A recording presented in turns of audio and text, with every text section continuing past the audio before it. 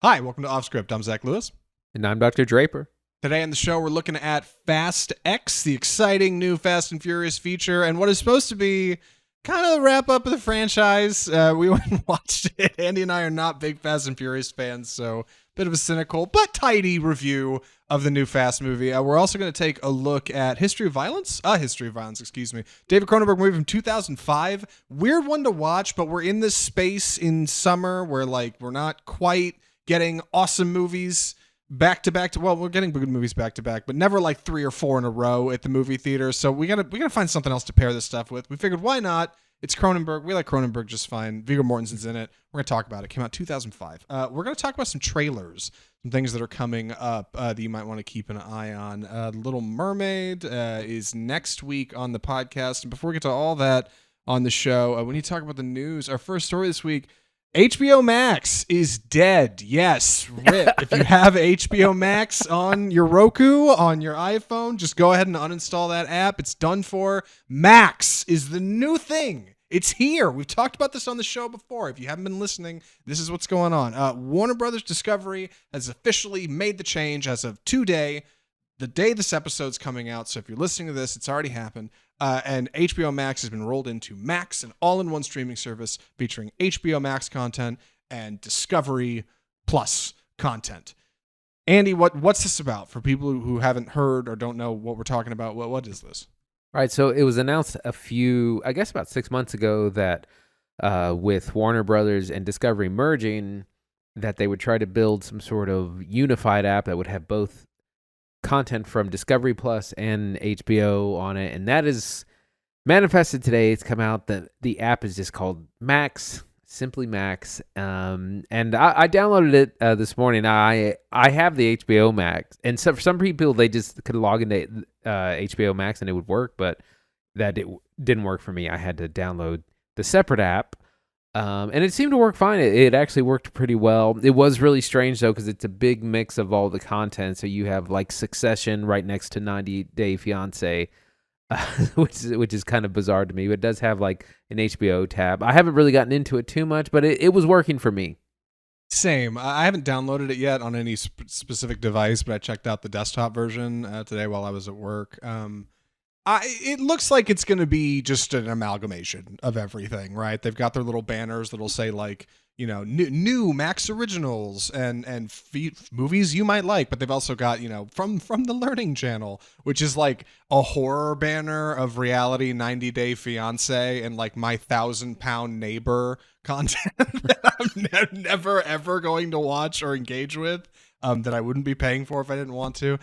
This whole conversion does increase in price. What is it? I think a couple bucks or something. We're all going to be paying more $1 now. or $2, yeah. Yeah, bummer, I guess. But if you've been keeping up with HBO's incredible run of Sunday shows since January, you might already be subscribed, and you probably don't care. I don't, anyway. I'm willing to stick around. But some users reported some issues when this went over live. Some people were saying they couldn't get on the site. Streaming content wasn't working. Most importantly, some people were reporting on iPhone and Android that they would have to delete their current HBO Max app and re-download Max from the App Store, which is got to be the hardest thing ever that an app developer wants you to do, right? Getting that initial download to work is the whole game. And if you already have an app on somebody's device, much easier to just update that. Don't know why it's happening. Couldn't tell you. They're still working it out. So just something to keep an eye on, I guess. And have you actually watched any HBO content on it yet? I mean, what do you... Any initial impressions on what's going on over there? Not yet. No, I haven't watched anything yet. I just kind of scrolled through it, saw all the offerings, see how it was set up. Like I said, there is a tab that's just HBO, which I liked because I don't want to sift through all the Discovery garbage while I'm going through HBO. Haven't watched it, but it's laid out fine. Seemed to work pretty well. We'll kind of see. I can tell you from a tech standpoint, it's a total nightmare because you got to think of there's so many different devices between phones, smart TVs, Rokus, whatever else. It's not as simple as just swapping the logo out, and it's a major undertaking, and these things are always come with a lot of problems. Yeah, not to mention just the general idea of shaking out the HBO name from the title, something that some HBO fans may not be as much a fan of, but we'll keep it here for more on Off Script for, what's going on with HBO Max and other streaming services. We also need to talk about Netflix in just a minute, but before we get into that story, Winnie the Pooh Blood and Honey is making rounds again, or at least the idea of a sequel at Cannes Film Festival. Apparently, they are going to be making a follow-up to this tragedy of a film. We actually reviewed it on this podcast. It's not good. Like, just on the it's front. so terrible. You can go back and listen to the episode if you like, but I'll just give you the short of it. Like, it's bad. It's not so bad. It's good bad. It's just bad. And the idea of this getting a sequel is strictly on the topic of, its subject, Winnie the Pooh, a former Disney property, and how far that's going to take them. Andy, what do you think about this? Well, the film business is a business, and the movie was really successful. It was made on $100,000 budget, ended up making about $6 million in the U.S. That's 6,000% profit. So they're gonna keep going with it, and they've established at least a little bit of a brand, and they've greenlit a sequel, and it's already sold, and it's gonna be distributed wide. So it's. From a business standpoint, it's a good, smart move. Getting a sequel to Winnie the Pooh, Blood and Honey, is little like the inventor of Wordle selling a New York Times for $1 million, like right at the peak of the pandemic when everybody was trapped inside and had nothing better to do, and the game had gone viral. Like he just sold it at the right moment. Like that's really why he made that money, because Wordle's great, but like $1 million is a tall order. And meanwhile, like the sequel to Winnie the Pooh, Blood and Honey is kind of in the same boat. Like the fact that it's even getting purchased is amazing, and the only reason it's happening is because of the buzz around it, associated with, of course, like its former Disney trappings. Since the copyright was released on the original Winnie the Pooh property, this is able to happen. That's the deal. Doesn't actually have anything to do with Disney. It just seems a whole lot like it because it's got the name Winnie the Pooh on it. This additionally trickles down to Bambi, another The Disney Reckoning. property. Yeah. Bambi is getting a low-budget, X-rated, bloody adaptation as well from the producers of Winnie the Pooh, Blood and Honey. How far is this going to go down, Andy? Like, is this going to be like an asylum studio just making knockoff Disney rips? I mean, what are we looking at here? I mean, probably until these things stop making money. And I mean, if they can make it on $100,000, $200,000, and make a huge amount of money back, why not keep going? See how far the joke can go. Yeah, well, keep it here on Off Script to see how far the joke does go. We'll keep you updated on more. Good jury's out on if we go see a Winnie the Pooh, Blood and Honey sequel, though, dude. God, the first one was a slug. The first one was rough. Really was. Two more stories. Netflix is cracking down on password sharing in the United States. Finally. It's happening. We've been talking about this for months. They've been testing this in secondary markets, but now we have a plan. They are emailing subscribers. It's coming, baby. Get ready to pay another $8 a month to let your grandma watch your Netflix. What is this about, Andy? What's going on?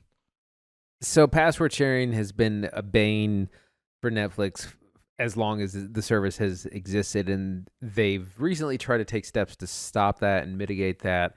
They rolled out this program in Central America and some smaller territories, had some positive feedback, and so it's here. And the big thing is to add kind of an extra account onto yours is going to be an additional $8. So if you want, like you said, grandma or someone else who lives in your household, they're going to utilize location tracking to make sure it's on a certain Wi-Fi or network. $8, but that's only for two, so you can't put like 5 people on your account. You can only put 2 accounts on yours, and that's only if you have like the premium Netflix. If you have like the ad supported one, you don't get the option. I don't pay for Netflix in our house. My wife does. But if I did pay for it, dude, I'd so be getting rid of it. Like, I'm so over this. It's like Major League Baseball introducing a pitch clock instead of like letting people watch baseball on their phones whenever there's a game. Like, why not? Why don't you guys focus on making better content instead of like cracking down on how people are accessing it? Maybe instead of trying to squeeze another dollar out of customers who are already relatively dissatisfied with the service that's only popping when like Stranger Things is on, you guys could focus on, making good shows and actually running them for a few seasons and building like a core audience. this is going to hurt the people who care the most, right? The new season of Bridgerton just came out. It's a limited series. Queen Charlotte, Christine was watching. She loved it, and her friends love it. These are people who like continue to loyally subscribe to Netflix, and like, who's getting squeezed for this? They are, because their mom is watching, right? Or their sister watching, or, and this is the target audience we really all should be thinking about, the troops are watching. There's soldiers overseas. How are they going to watch Netflix, huh? How's that going to happen? Nobody's thinking about the troops, Andy.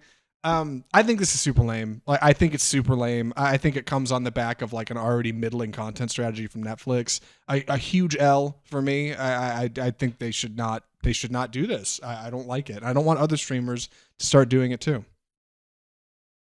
Yeah, we'll see how this goes. I think it's going to backfire a lot.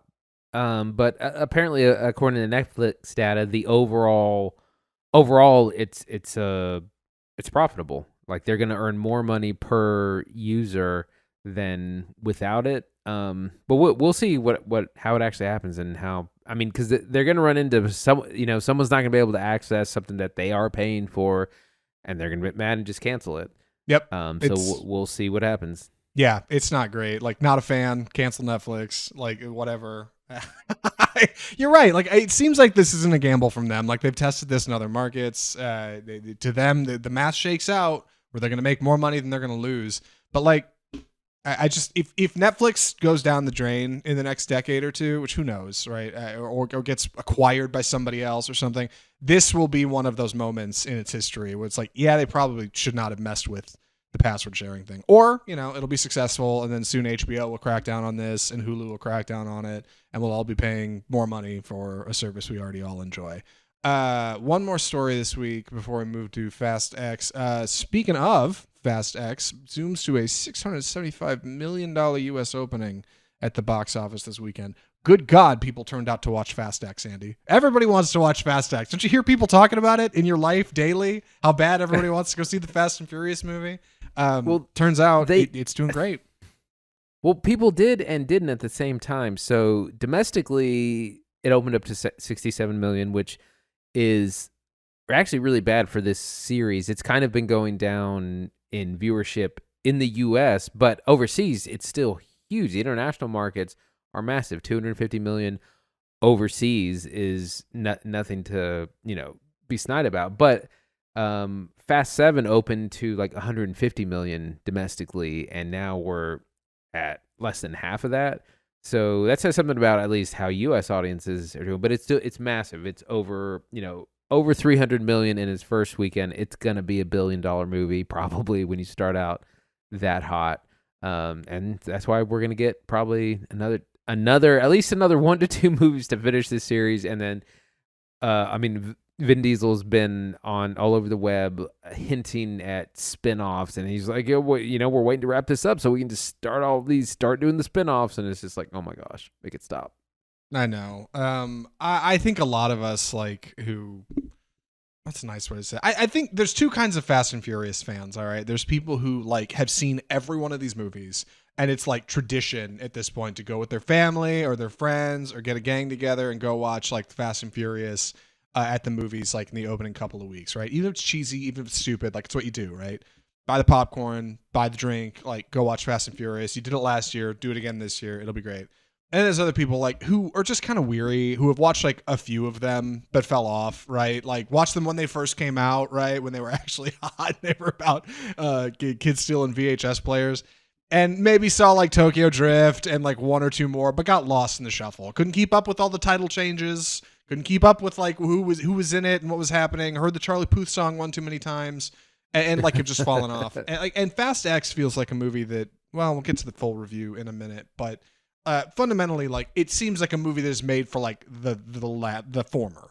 It is just for the people who have been going to see all of these and are dedicated and will continue watching them until they end. Don't know what that means for the franchise once they start getting the spinoffs. As far as I know, Hobbs and Shaw did pretty good when they spun that off. Like, I don't know.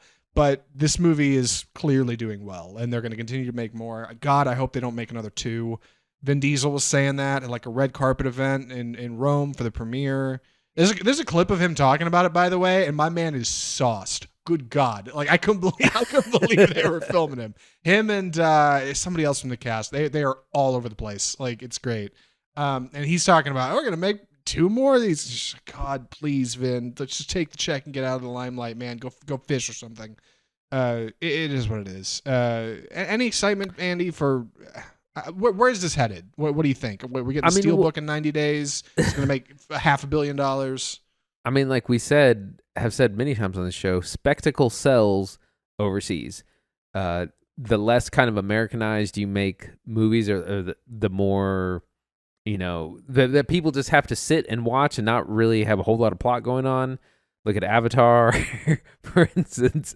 Everyone will go see it because it's just a visual spectacle, and you don't have to have a lot going on screen. In fact, the less you have going on as far as like character and plot goes, probably the better it is. But it's doing incredible business abroad, and so we're gonna keep getting these. I'm predicting $1 billion movie for sure. Oh my God, I don't know. Maybe we'll see. I think it'll burn out fast, because I think fundamentally the movie's got some problems in it, which is probably the best place to segue into talking about Fast X. Andy and I went and saw it this weekend. We covered Fast 9 on the show, which is weird. That was the first one I'd seen in a while. Now I'm excited to say we've come back to cover Fast X. I'm going to be kind of taking the review on this, so please excuse any clumsy delivery from me. The movie is Fast X.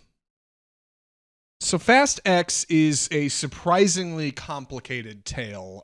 Your setup is functionally the same as all your previous Fast and Furious movies. The gang is having a barbecue and drinking Corona Light, and they got 3 bottles of A1 steak sauce on the table because the movie's sponsored by A1. And Dominic Toretto is teaching his son how to drive. Lil B, he calls him, for named after Brian, who's Paul Walker's character in the franchise. When suddenly something happens, right? An op goes amiss at the agency where they all work on the sly, because they're all super spies now. And this real quick, this sounds like you're writing a script outline. By the way, it doesn't sound real. And you're not. Like, these are literally what they call them in the movie. Yes, of course. And it turns out a former character who was involved in the op from Fast 5 in 2011, when Paul Walker and Vin Diesel ripped a bank vault out of a wall and drove it down the street with 2 souped up Mustangs. It turns out Jason Momoa is the son of a drug kingpin in Brazil, I think is where that happened. And he was there on the day, even though you didn't see him in the movie, but they CGI him in. And he's so pissed that they stole his money and iced his dad back in 2011. Now he's back, baby. And in a surprisingly Joker-esque turn, he's always 5 steps ahead of him, and nobody can catch this international man of mystery, Jason Momoa. And his whole lean is to make Dominic Toretto suffer for his crimes and the things that he's done before ultimately taking away his family, his friends, and everything that's important to him, which of course is his family. The movie is Fast X. It is a shockingly long watch at 2.5 hours.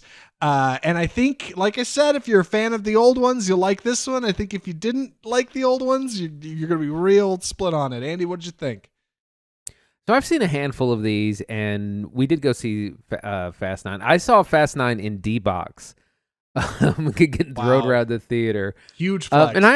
And I actually, like, I really enjoyed it because it's ridiculous and it's fun and it's a good time. But this movie is not those things. Somehow they have this formula of what they do well, and they decided to not really do it. Like what has worked in these movies in the past are the ridiculous like stunts and the long driving action sequences, the camaraderie and the joking and teasing back and forth between the team. And we lost all that in this movie, and I was bored out of my mind. I looked down and I was like, we're barely an hour into this. We still have an hour and a half. What, like, I'm losing my mind. There's so much that's just not there. The action driving stuff isn't near as fun as it's been in past films. Our team gets split up very early on in the movie, and then you don't have that team camaraderie going on. The plot's all over the place. People are fast traveling all over the world. I mean, it's got problems. Like, this is probably the first one of these that I really haven't enjoyed, because I've seen whichever one has the endless runway. I think that might be 7, maybe 8. a few of the other ones. Like they're generally a fun time, and this is the first time that I've really not had a good time seeing this. Yes, Fast X is struggling under the weight of its own like baggage. It trying to insert every character who has ever been featured in the Fast and Furious franchise ever in this one movie, and it does not have enough time to do it all. So you get this weird mishmash of characters getting split up and sent to different parts of the world and running into other characters from the franchise for just like 2 scenes. I mean, they got everybody in here, and all of them are in the trailer. Jason Statham is in here for like 2 scenes. Helen Mirren is in here for like a scene. Like, you're just blasting through it. And meanwhile, you've got your primary conflict, like Dominic Toretto trying to track down Jason Momoa's villain, and Jason Momoa seemingly always staying ahead of Dominic Toretto, which is like fine, but doesn't result in enough actual like driving action. And that's probably the biggest offender of this. Like, the car action sucks. There's like 2 good car driving scenes.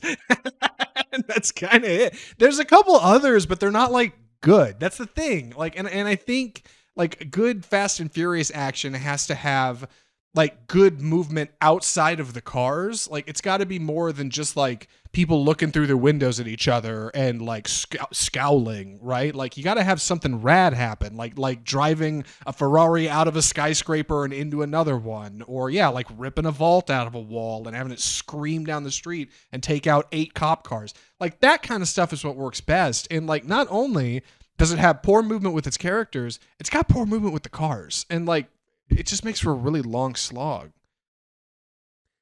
Yeah, so why don't we start with our plot? So, because this will kind of help illustrate all these points. We start off with this the agency has an operation in Rome, and they literally call the agency the agency. I couldn't believe it when they said it in the movie. I thought it was like a joke line at first, and like, no, and I saw Fast 9, and even I had forgotten like how silly it is. I mean, it's like you might as well start calling him the protagonist has, it's like right. Tenet, the protagonist, but they end up in Rome, and turns out it's like they've been betrayed and made to look like terrorists, and now they're public enemy number 1, and they get scattered across the globe. Half the team bails out of Rome, ends up in London. Letty gets captured and arrested and sent to a prison in Antarctica. Vin Diesel somehow ends up back in L.A. Or no, he hasn't been. He goes to Rio. That's right. Rio, Part of it's in.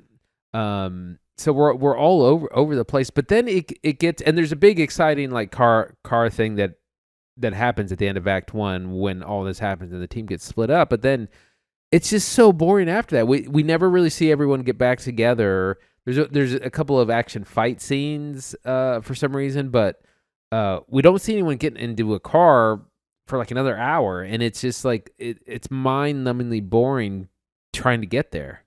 I think a big problem with that is like the pairings, which characters are paired with which others and which settings. Yeah, part of our group is spun off into like London, which is kind of most of our like miscreant characters, like Ludacris and Tyrese. They're fine over there doing their thing. You got John Cena on babysitting duty, which sucks. They give him the kid in this movie. He's got to take care of little B. And like, my man was done wrong. My man was done dirty. Yeah, Cena is like one of the best actors in this franchise, and like, you're just gonna like, okay, sure. Michelle Rodriguez is handed off to Charlize Theron, and they're fine, like they're fine. They're both scowling and arguing with each other. Neat, fine. And meanwhile, like, Vin Diesel's left to face off with Jason Momoa's kind of character, who's basically operating from the shadows from this movie. And like, Diesel once again is like somehow the least charismatic character out of anybody in the script. He's the most boring, worst person on most screen. Dry. Everybody acts better than him. And it's great because he's given every cool line.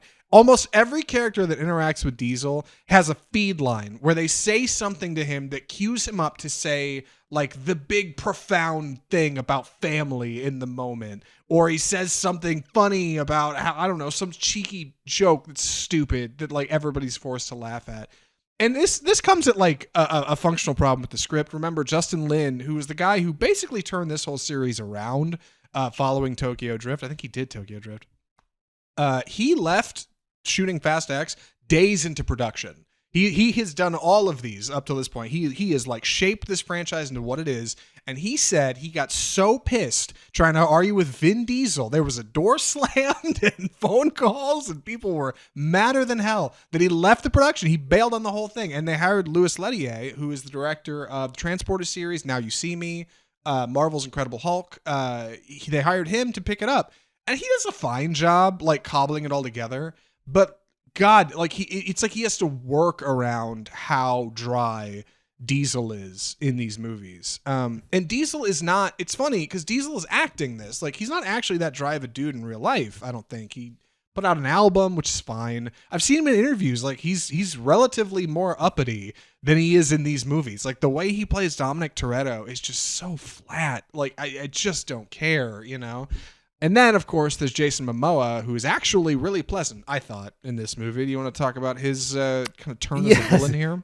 Jason Momoa is having so much fun, and it's funny because I thought he looked kind of lame in the trailers, but they really are downplaying because he's incredibly flamboyant. I feel like they made him very gay, very very out, and he's like the Joker, and he's having a great time, and it's one of those things that where he's like always a step ahead, and it's just annoying. He's like, oh, you thought you escaped that trap? That actually put you into the other trap that I had ready. Like, that's right. There's so much of that, which is it's kind of lame, but he's good. He's having he's having a great mustache twirling moment and some kind of psychotic things that are very, like I said.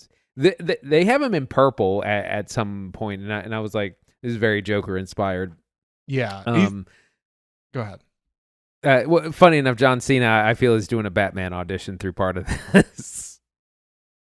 Yeah, I think so too. Momoa's also got like the best costuming in the movie. Like he's wearing all these like breezy outfits, and he'll come on from another scene. He's got like a jacket on, and then he'll have a costume change. We're wearing something else. He got his hair up at one point. Like everybody else is just like fine, you know. It's like Fast and Furious street clothes. Like, and it for what it's worth, like it is nice to see the Fast and Furious series like run a different direction with the villain that's not just like cold hard badass like Charlize Theron or John Cena or Dwayne Johnson or Jason Statham. All these people were that role. They were just like the flat two-tone I'm a jerk kind of character, and that actually is in here a little bit. Goes to Alan Ritchson, who plays the head of the agency. Is formerly in Blue Mountain State, where he's very funny in that show. And he did Jack Reacher on Amazon. Now he's in this is kind of the guy picking up the slack where Kurt Russell's Mr. Nobody left off. These are real things. Kurt Russell's Mr. Nobody is a real character. You know what's hilarious? Scott Eastwood's character is called Little Nobody. Is he really? God, I forgot Scott Eastwood was in this. Yeah, I am impressed at like the number of people they managed to get on set for these things and to get to return to roles. And like in that way, that's a nice thing. It's like how I feel watching a Wes Anderson movie when like Bill Murray pops up and I'm like, oh yeah, I forgot he's in this. Like Owen Wilson pops up, like, oh yeah, I forgot he is in this. It happens like 8 times in this movie. Like somebody will show up and you're like, oh yeah, I forgot that person's in here. But it does not help the drama, which ultimately like is really slow. Between the action, you just don't care. Like it just feels real dry. And you know it's building towards something bigger. It's got this like Avengers Infinity War kind of feel to it, where like, you know, they're not really going to resolve the plot in this movie because everybody's talked about this being a part 1. So like that's kind of lame too. You know, it's not, the film you're watching is not really building to resolution, which is not awesome. Yeah, I did want to mention, I'll get to John Cena in a second. Brie Larson is she in any of the other ones, or is this her first? I couldn't even tell you. And we saw Fast 9, and I don't even remember. I think she is also part of the Mr. Nobody family. I think that's where, again, she also works for the agency, and just kind of shows up in really fabulous outfits whenever she's needed. But yeah, I did want to talk about John Cena some more. He gets put on the lone wolf and cub mission, has to road trip with the kid. I feel bad for it because it's like it's the least amount of action. It's just you're wasting Cena. Like you're wasting Cena in this movie for sure. You've got him acting solo opposite a child actor. Like, come on. Like, you're never going to get anything cool going on there. Everybody's like yawning and getting up and going to the bathroom, right? Like, nobody checking to watch. Like, get a refill on the popcorn, honey. Those are the moments that, like, you really don't care, which is a bummer. I'm running out of things to say about it. I good needle drops. I give it credit. Like, every Fast and Furious soundtrack is a great gym playlist on Spotify. Like, lots of fun music. Decent drive-in, but it's just like I really do feel like this series is reaching what should be its end, and Diesel, for the love of God, can't let go because it's all he's got in his life, and it's sad. I do feel like yeah, he did at least get in better shape in this movie. He was a little tubby in Fast 9. He did slim down a little bit, started hitting the weights. He definitely looks a lot better. But man, I was gonna say the middle of the film has a big street race section because they have to remember to get back to street racing every now and then. That's a good thing. Yeah. So, even though it's kind of turned into Mission Impossible now. But yeah, they you have the classic street racing. That's where we see Daniela Melchior, who was also in Guardians of the Galaxy, make her debut in this. Who is of course the long lost sister of someone that I forget. People are constantly popping up with unknown relatives in this universe. Yeah. Go ahead. It feels like this series has really reached like peak vapid. You know what I mean? Like peak vanity. Our stars are never breaking a sweat. They're never working for it. Like they're just kind of manufactured on screen. They remind me like the Transformers. Like they're each just this cast of like individual caricatures that are like, haha, Fast and Furious, I drive a car and pay me. And I'm just surprised at how many people still turn out for this. It's the same as like the Jurassic World Dominion crowd.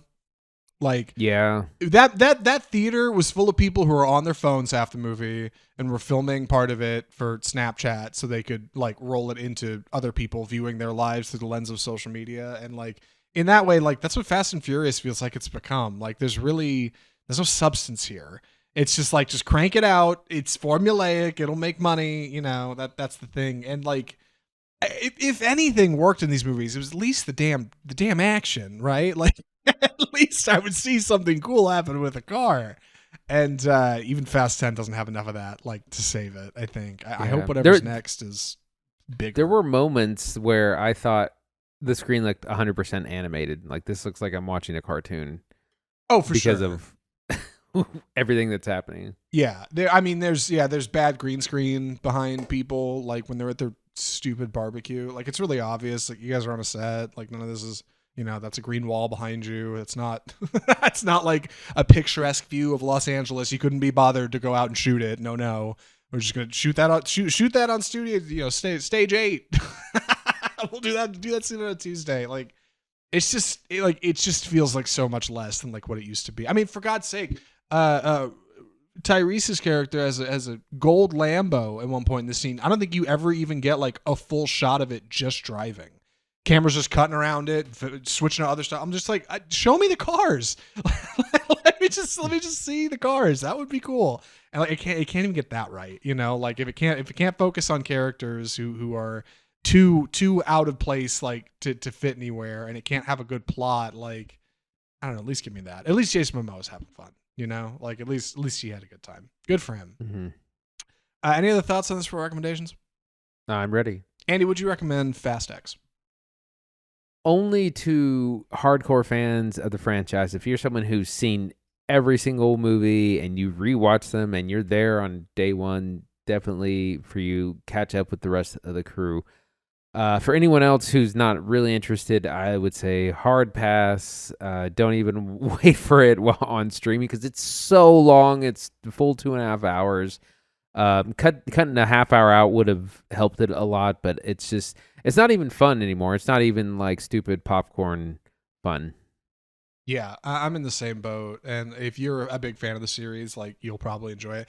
And I don't listen for all my railing on how terrible it is. Like, I want to be clear. Like, this is not something that just fell out of like the franchise. It has been slowly progressing in this direction, like with more character focus and more. God, there's a ton of characters and witty dialogue. Like, if you are a fan of that, if you have watched up to this point and you're invested, you're probably going to think this is a good time, right? Go to the theater, get your phone out. Don't worry about anybody else. Text the whole movie. Who cares? and you're gonna love Fast X. But like if you fell off this series, like most people I think have, and you've only seen like a handful of them and haven't seen the last like 3 of them, there's nothing here for you. Like go back to the older movies, you'll like them more. Maybe as a part of a whole, Fast X will look better in the rear view. Like maybe, I don't know, Fast 11 or Fast 12 or whatever comes out, and it makes it feel like more of a complete package. But for what we have here, like this is just half of like an unsatisfying something. Like it's just not that. It's just not there. It's not there. And that's Fast X. Maybe they'll get Justin Lin back for the next one. Maybe they could pay him enough and lock down a script that Vin Diesel's not going to mess with to give his character all the good lines. With that, we should move on to our middle segment. Andy, what do we call this? It's time for the trailer park. Perfect. Go ahead. Well, we've had a bunch of trailers drop this week. We managed to whittle it down to 3. The first one we're going to talk about is called The Creator, and this is an interesting sci-fi thing that we saw this week, starring John David Washington and Gemma Chan, involving he looks like some sort of bounty hunter sent on a mission in a world where there are like humans and AI robots, and it seems like the society has now decided to eliminate all robots. John David Washington is sent to destroy one that basically looks like a child, and he can't really do it because they look like a human child / robot thing. He can't do the mission, so he's got to try and protect it, and also find some sort of peace between warring factions of robots and humans.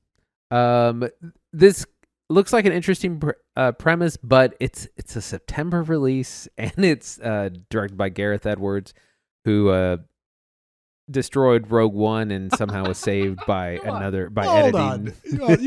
We don't know he destroyed it. We just know he directed most of it, and Disney hated it so much that they hired Ron Howard to come fix it. Right? That's no. That was Solo. I forget who they got. Tony Gilroy was the editor on Rogue One, and he said he came back in and basically put together a different film. And Gareth Edwards has said since that's probably the best it's going to get. For what it's worth, like The Creator looks cool on paper. Like I think he has a little bit of that like Denis Villeneuve feeling of scope. Like you make a person really small on screen and you make a ship ginormous, right? Like, and it makes them feel like part of like a much fuller world. And also it's got a little bit of like Neil Blomkamp District 9 kind of appeal with like having robots integrated directly into society, right? Like these are just normal things in daily life. Like John David Washington's in it. I think it looks not bad. And then Andy pointed out, yeah, man, it's coming out in like September. It's a weird time for movies to come out. I don't know. We'll see. Keep it here for more on The Creator. Next movie we need to talk about is Mission Impossible Dead Reckoning Part 1. For all of my guff about how Fast X does not work and has way too many people from the franchise because it's beginning to wrap up something, boy, Mission Impossible 7 Dead Reckoning, same formula, different outcome. This movie looks like a lot of fun. It looks a little complicated, I'll be honest, but like, man, you got big action. You got Tom Cruise going big on it. The whole cast is back. You got a motorcycle jump. They crash 2 trains into each other. He's doing sleight of hand magic again. They even got that villain from the first one back. Like, it looks like a great time. It's also like 2.5 hours. Andy, what do you think? So I was hoping we would get something different from this trailer, because the teaser, which was like 2 minutes long, came out last summer, like a full year ahead of the release. And we've had to see it a million times since then. So I was hoping to get like just new stuff, kind of get a little bit more in the plot. But we didn't. We basically got the same trailer, just kind of recut differently. But it's the same, like you see a bunch of the action and a bunch of your favorite stars and fight scenes and gun battles and things like that. But you have no idea what this movie's about, because it's just all this action. We do see that Pom Klementieff has joined the cast, who plays... what's her name on Guardians of the Mantis and Guardians of the Galaxy? Yeah. So she's now on the poster, which she wasn't in any of the other promo stuff. So that's cool. But yeah, we just don't really know at all what's going on, and I was kind of annoyed by that. But I'm a big fan of this series. I have enjoyed all these pretty well, and so I'll definitely be going to see it. That comes out the week before Barbie. Oh man, probably smart timing on their part. Get out before Oppenheimer comes. God, dude, that's gonna hurt Oppenheimer. if you're taking dad to the movies, what's he gonna see? Like Oppenheimer or the new Mission Impossible movie? Like I know it comes out the next week, but come on, like Nolan can't catch a break. dude. Look, we're gonna watch Oppenheimer for the podcast, right? I want all of you to know that it's gonna be a great week in the movies, but I just don't know how it's gonna perform. One more trailer. You want to talk about this one, or should I? Yes. We got the first trailer for Martin Scorsese's Killers of the Flower Moon, which is premiering at the Cannes Film Festival this week. So we've had our first people see it, view it. People are writing reviews. Man, there is a lot going on in this trailer. It looks really good. Reminds me a lot of something like There Will Be Blood. It centers around what looks like an oil operation on kind of an Indian reservation, which eventually turns into a series of murders that are eventually investigated. There's like a serial killer on the loose, but we don't get a lot of that. I just know that from doing research, but we mostly just see these scenes of like the period of the 20s, Leonardo DiCaprio coming out there moving, and so we just have a lot of images, but we don't really know. But man, it looks good. It is 3.5 hours, but if the only person who gets a pass is Scorsese. Yeah, maybe for you. Like Scorsese gets a loose pass. Like, come on, over 3 hours. How am I going to convince my dad to go watch that movie with me? Like, there's no way, right? Like, he's gonna have to watch it in parts at home. Like when it comes to the streaming service, which I am sure it will. I think Apple TV is putting out, right? Yep. Apple's on behind that, so that's where it'll be. I think this movie looks great. Yeah, like it's Scorsese, man. Like I'll turn up to see that. I don't care what that guy does. I'll go watch it. My man could go experimental and I check it out. And hearing early reports, it's Leonardo DiCaprio's career best. Hard to believe. I'm gonna be honest. Hard to believe. My man has put out some banger performances. So you tell me it's his best. You tell me it's one of Scorsese's best in a while. I'm gonna go see that movie. We should probably check out.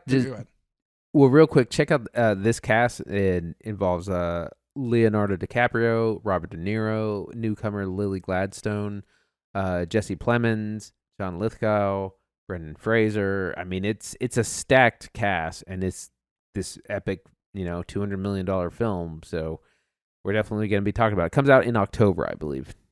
I know this joke has been made before, but you got to wonder if Scorsese was like, I know who I want for this like cop character who's serious and intimidating. Get me Matt Damon. And they were like, he's filming Oppenheimer, sir. And he was like, Jesse Plemons. Call him up. Give me big discount Matt Damon. He'll be, he's Diet cheaper too. Matt Damon. Diet Matt Damon. That's right. No, I love that. Love Plemons. Can't wait to watch it. One more movie on the podcast, Andy. What are we talking about? A History of Violence. So the reason this came up on our radar is that James Gunn was talking about his favorite comic book adaptations from comic book to film, and he mentioned some of the things that we've all seen before, like The Dark Knight, but then he mentioned a couple we hadn't, or that people don't really talk about. Number one was Old Boy, the Korean revenge film, which we have reviewed on the show, but one of the other ones was A History of Violence, which I didn't know was a graphic novel, but it was turned into a film in 2005 by David Cronenberg, starring Viggo Mortensen, and was nominated for 2 Academy Awards, including Best Screenplay. So we wanted to take a look back, and I've been trying to get Zach to watch this movie for a while because I remember it really having an impact on me.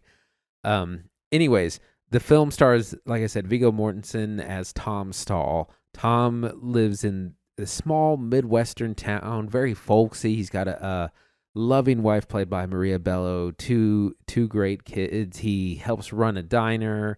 It's a kind of town where everyone knows each other by their first name. Everyone knows everyone's business. Everyone waves and says hi, and it's just like hallmark middle America, like a little nauseating in the first act. But eventually, 2 men try to rob the diner where Tom Stahl works, and in an act of heroism, he kind of leaps into action and has to eventually kind of kill these 2 bad guys, and is deemed a hero. He's a hometown hero. He gets on the news, but he doesn't really like it. He doesn't want to do interviews. He just wants to get back with his family, put it all behind him. But this act of heroism gets the attention of some bad people from Philadelphia who come looking for Tom, who may or may not be what he says he is, or what he appears to be.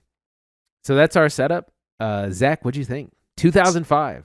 I liked it. I liked A History of Violence. I didn't think I would, even when Andy told me I would, and I'll tell you why. I think A History of Violence like really hurts from the time it came out, as it was infamously the last big release film to be put on VHS. I think that was the deal. Before everybody pivoted straight to DVD. I remembered seeing an old trailer for it that is rough. It's actually on IMDb. You can find the trailer on YouTube. I've seen it. It is the trailer. I rewatched it. Very It's poorly bad. edited. It is very bad because it's got all these trappings of like old VHS thriller editing for a trailer with like it's just not a good trailer, and I just didn't think a lot of it. And because the trailer doesn't show a lot, I just kind of assumed there wasn't much substance in the movie, but there is actually. I'm pleased to say.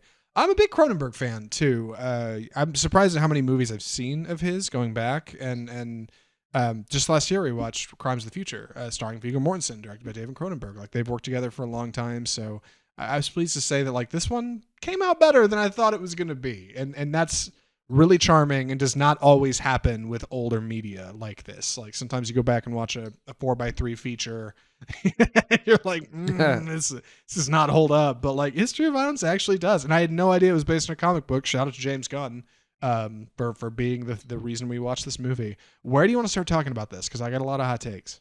I want to start with our kind of setup and plot. So Cronenberg does a great job of kind of subverting expectations, because the movie starts out with after the opening scene, which is very, very slow, like painfully slow, but goes from 0 to 100 in an instant. Well, what do you think about just that much? This is the opening scene. Man, the opening is really effective and is one of the reasons I really, really got to liking this movie fast. It's like a 4.5 minute one take, which they did not do a lot back in the day. Those have come into I think like popularity a bit more since, and now you get like the digital oneer, right, where like they're kind of strung together CGI and they kind of hide the edits. But Cronenberg doesn't have that luxury. Yeah, he shoots these two guys, kind of disheveled looking gentlemen coming out of a motel in the morning. One of them's younger, one of them's older, and they hop in their car, and the younger guy's like, I'm so sick of this life. I'm so over it. I want to get out of this. I'm done with it. And the older guy's like rolls his shoulders like, well, that's the job, kid. Like, you don't really get an idea what they're getting into. And as these guys like pull around to like the motel office to pay their bill and get out of there and hit the road again, they're talking about, we better get going. Sun's getting high. And they pay their bill, and that's when you quickly discover like these two gentlemen are not as they seem. And that's the first time A History of Violence like gives you that turn that like you don't really know who you're watching. It starts with these two dudes right here, and then you get a flash to like Andy said, this Hallmark kind of life with Tom Stahl and his family. It is like a Folgers ad. Like it cuts out of this like horrific scenario with these two dudes to like a coffee commercial. Young, what's her name? Sarah Stahl wakes up in her bed and she's shouting, and Dad runs in, played by Viggo Mortensen, Tom Stahl. What happened, honey? And she's like, I had a nightmare. He's like, oh, come here, and hugs her. And then like his son Jack comes in. What's going on, Dad? He's like, Sarah had a nightmare. Oh no, maybe she had a bad dream. And then right then the light comes on and Mom comes in, Edie, played by Maria Bello. What's happening, gang? Like, it's so perfect. Like, it just gives you each one of them right up front in the most like sickly sweet presentation you could get of this small town family, like who are just living their lives in the middle of Indiana, right? Like Tom owns a diner and he's doing his thing. Kids are going to school, like just no trouble sort of lifestyle. Yeah, it's like a Leave It to Beaver level. Yes, like it is. Family. Like I literally laughed, like when the light comes on and Jack's like, "What's going on, Dad?" It's like just one after another. It's like a stage play. Yeah, there's a part of the B plot is like the son Jack he's having trouble with baseball, and the dad gives him a motivational speech. He was like, just don't stay under it, don't let it get over you unless it's out of the park, and of course then in the big game he catches the ball, and it's like, it makes you almost want to roll your eyes. Yes. Which is so good because of like the horror that is coming once things kind of get going. And it sets up these questions, like it's called a history of violence, and violence is the theme. And it's very strange because it's kind of about survival, and in a kind of lesser movie would be like, we don't need violence, we're just going to talk out our problems. But the characters in the movie have to are forced to use it, and sometimes maybe not, but it's kind of this thing that no one can escape as much as they try to. That baseball game is like the first spot in this movie where you can really see like the edges of the budget, because Jack mentions to his dad, "Oh, I've got baseball later, Pop, but I'll be around at the shop, whatever." And like it cuts this ball game, and like all these dudes are wearing like T-shirts that like the production designer just like got out of a bin. They were like, "Here, put these on. You're the yellow ones and you're the red ones." And like they're supposed to be playing in like what is functionally their school's physical education program. It's like PE. And like no PE department in the world is giving you like brand new, fresh washed like shirts that these kids are wearing. Like I couldn't tell if they were like a formal baseball team or what they were. And like that's where you realize like this movie's shot on a small budget. And Cronenberg, I think, does a good job of stretching that. It shot up in Canada. Looks pretty much like Indiana. Like I mean, I don't think anybody would know watching it at home that you're not in like small town America. And Tom Stahl runs this little diner, and it's at this baseball game, where his son Jack gets bullied by another player. And while he's getting bullied, the player, this guy tries to challenge him to fight him, and Jack says, like, what would be the point? Like, violence isn't the answer. And that's when I think, like, you kind of get your first real peek at, like, what the movie is trying to say, right? Like, ultimately, like, violence is not really a solution anywhere, and there's no real point to it, but, like, sometimes people are just driven to it, like, for reasons, I don't know. One reason or another. They're threatened or they feel threatened, right? Like in this answer of like throwing hands and getting a gun out is not a great thing. But then the movie does something really clever, because when at the beginning, when they cut from like the opening of these two guys leaving this motel, and one of them's like, I gotta get out of this, business isn't for me. And then it cuts to older Tom Stahl, like hugging his daughter in bed when she's having a nightmare. It made me think, oh, maybe that's that guy. Maybe that was a flashback, right? Maybe that opening scene is that dude in the car who was like, I don't want to do this anymore. And Tom Stahl is that guy.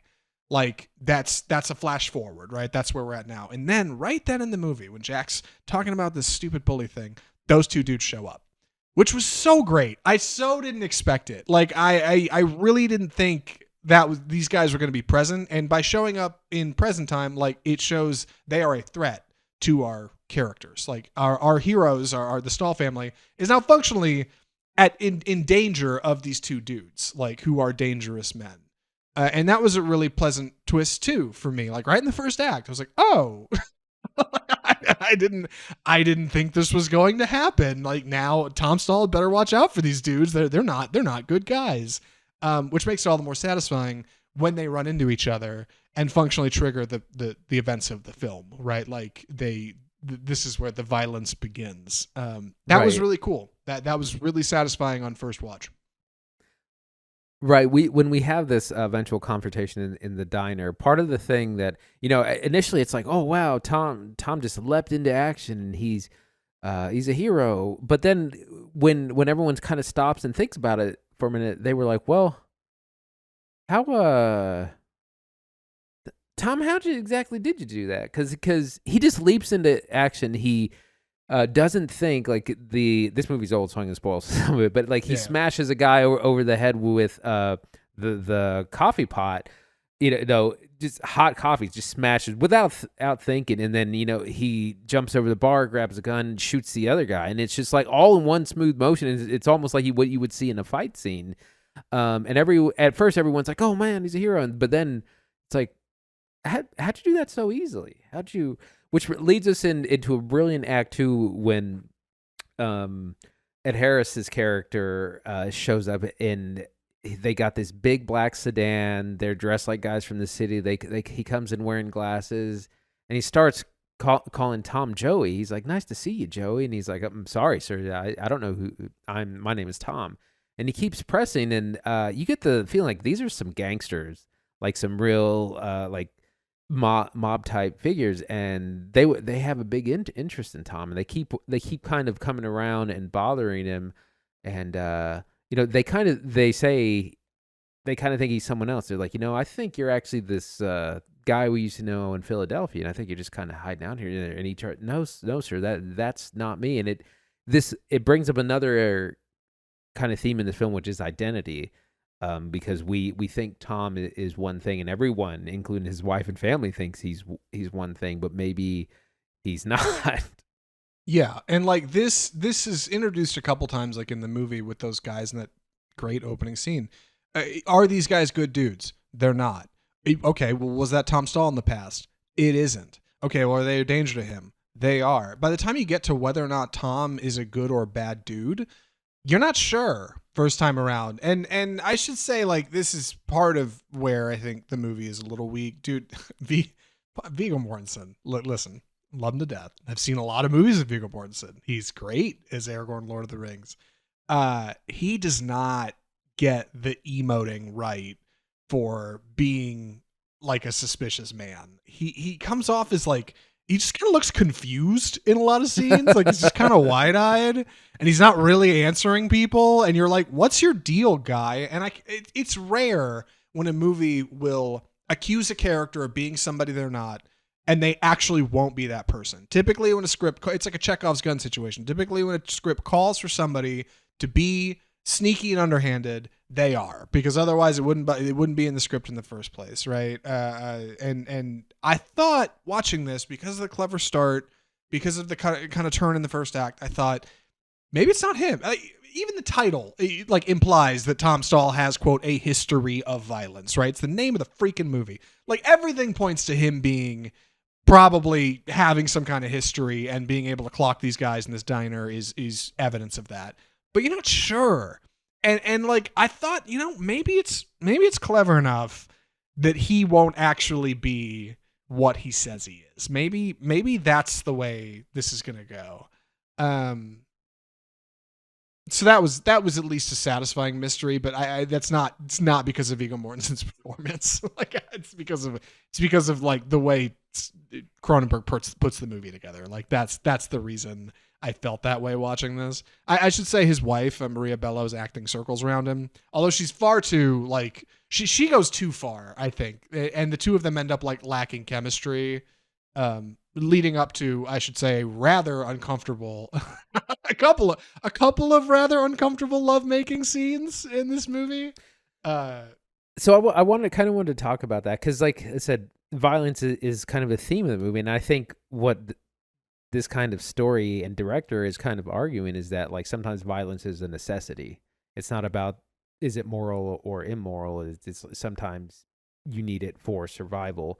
And we have this really awkward love scene towards the beginning with our husband-wife character, and then we have another one later on in the film, and they're drastically different. And I think that's part of this idea that the violence is in all of us, or everyone is capable of it. That we see it also with the son, because the first time we see the son get bullied, he is clever and talks his way out of it, kind of embarrasses the bully, he uses the power of logic, but then he kind of gets pushed into a situation later in the film where he kind of doesn't have a choice but to be violent. And also having seen his dad be violent is also weirdly inspired it. I want to talk about William Hurt in this movie. He's not in it much. He's got a little bit of that like Anthony Hopkins Silence of the Lambs thing, where he's only in it for like 16 minutes, but got nominated for an Oscar for it, which is crazy. He's barely in the movie and caught a supporting Oscar nom for his performance as Richie in this movie. And he is what do you think about him, Andy? Because like first watch, I didn't take him very seriously and was surprised to see he got an Oscar nom for this. But I don't know. Is that just me? Like, am I too far away from 2005? Like when this would have been more relevant? Like, no, I was kind of surprised watching this too. Because I know that it had a couple of Oscar nominations, and I was looking for the second one, and then I saw it was for William Hurt's performance. He's in, like, he literally has one scene, and he's good, but He's Like, not. It's not like a Hannibal Lecter scene no, or I would have anything given it like to that. Ed Harris before I gave it to him for this movie. Like, he's fine. He's fine. It honestly is a nice thing to pop up towards the end of the feature. Like, oh, William Hurt's in this movie, great, but I don't know. Um, yeah, it was really surprising, but I love where the film eventually goes because, like, it doesn't give us a clean kind of, well, violence isn't the answer. We should just talk out all our problems. It gives us a much more kind of controversial message, which is sometimes violence is unavoidable and it's in all of us, and when like we're all capable. And I was reading through Roger Ebert's review that he wrote back in 2005, and one of the things he talked about, is it seems like Tom was a different person in the past and has now created this very peaceful life, and that the idea that is peace now purchased with violence elsewhere or violence in the past. Just really interesting messaging that kind of comes through the movie. Yeah, like overall, I was pleased at how thoughtful it ends up being, like for a feature that again like had a terrible trailer in my opinion and is like 90 minutes, right? Like, and it came out on VHS. Like it's easy to like relegate this one to like the back fence, especially for Cronenberg's career, right? You say David Cronenberg, you usually think body horror, you think The Fly starring Jeff Goldblum and Gina Davis, you think Videodrome, Long Live the New Flesh, maybe even like something like Crimes of the Future. I don't typically think of like his more kind of tamped down work when he was like shooting in spring in Canada. Like that's not typically what I expect from him. But it's nice that like this movie not only has like this kind of this underpinning of something much more serious that I think is what his other work usually tackles. You do actually get a little bit of that fight, violence choreography. God, the squibs in this movie are excellent, by the way. Like whenever somebody gets shot, the blood explosion that comes out the front of them is top class. Like, oh, it looks so good. Like we're really over the top. The blood's bright red. Like, oof, God. I remember what part of what was so stark when I first watched this is, again, you have this Hallmark movie setup, and then when the violence happens, it is brutal, it is graphic, it is hard to watch. I mean, it's like what you would watch in a war film, and so it's such a stark juxtaposition, and it's so effective when it happens. Yeah, it really is. Like, overall, I was really pleased. Like, listen, a lot of people recommend stuff to watch for this show, and we love recommends. But it's not every day that one comes along that is like particularly charming. That I've, somebody like me have looked at in the past and like just written off. I'm like, it looks fine. So way to go, man. This is a great recommendation. I really like this movie. Speaking of, Andy, you ready to move on to recommendations? Yeah, absolutely. Would you recommend History of Violence?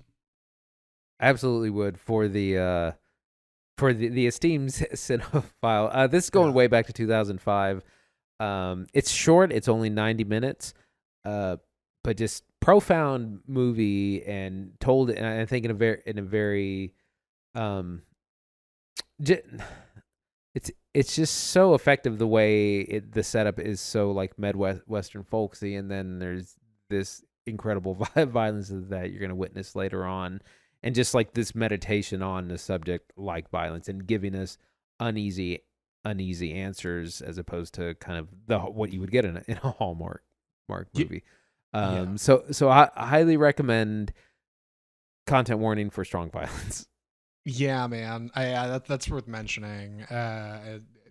History of Violence is a surprisingly challenging watch, I think, for more sensitive viewers. Like, it really does not. I get why it advertised poorly back in the day. Just watching the trailer, I'm like, they can't show all of the really juicy stuff, and it's got to move efficiently, like for an audience that's not used to stuff like this. So it just feels like a movie that was maybe even a little ahead of its time. So surprisingly based on a comic book, which is baffling, but just like Old Boy, like you'd be surprised like the quality of storytelling you can find between the pages of a graphic novel. I like History of Violence. It's a good time. Would recommend. And I'm gonna talk about what we're watching next week on the show, Andy. Andy, what are we watching next week on the show?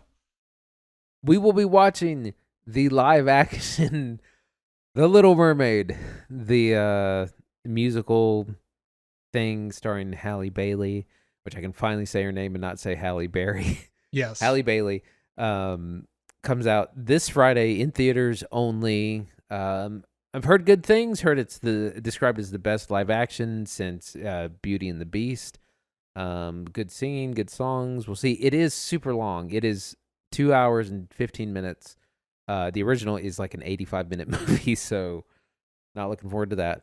But we've seen it. This movie's had a lot of controversy around it and a lot of, just it's been a little uneasy. So we'll see where it goes. And then we're also going to be taking a look at an HBO film called Reality, which is about a reality winner who was an NSA contractor who leaked documents and was subsequently jailed.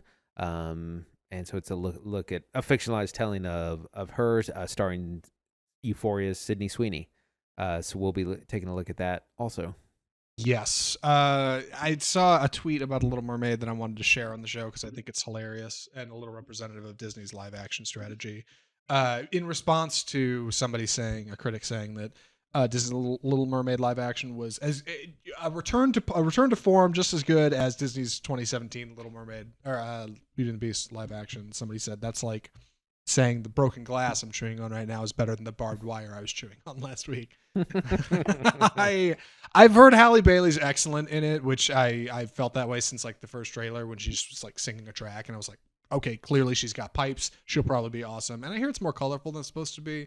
Fingers crossed. Fingers crossed it's more enjoyable in my head than it's gonna. Well, it's more enjoyable on screen than it is in my head. Additionally, excited about Reality. I'm gonna have to find time to watch that somewhere in there. And then also coming up way down the line, Spider-Man Across the Spider-Verse, just the Monday after. We'll definitely be covering that on the show. But if you enjoyed the show today, if you liked what we were talking about, if you want to know more about a history of violence, or maybe I was too harsh on Fast X, you think, you can tell us how you felt by corresponding with us at our email, mail@offscriptfilmreview.com. You can also comment on this video wherever you're watching, whether it be on Facebook, where we live stream every Tuesday, or on YouTube, where we're uploading our reviews. Lots of good things happening on YouTube. Just check us out over there. We're on all the usual podcast platforms, iTunes, Google, Spotify, iHeartMedia. We are on all the usual social media sites, Facebook, where we live stream the show, Twitter, Instagram. You can find us over there, leave comments. You can find our website, offscriptfilmreview.com. You can email us correspondence, mail@offscriptfilmreview.com, and all those things. But the best thing you can do to support you boys here on Offscript is just subscribe. Just subscribe to Offscript, get new episodes delivered straight to your phone every single week. Leave us a rating and review while you're at it. Totally up to you, just as long as it's got 5 stars on it. Just do your thing. Be honest with yourself. And, tell us what you thought of the show. That would be huge. From all of us at Offscript, the home of bold cinema, I'm Zach Lewis. And I'm Dr. Draper. Thanks for watching.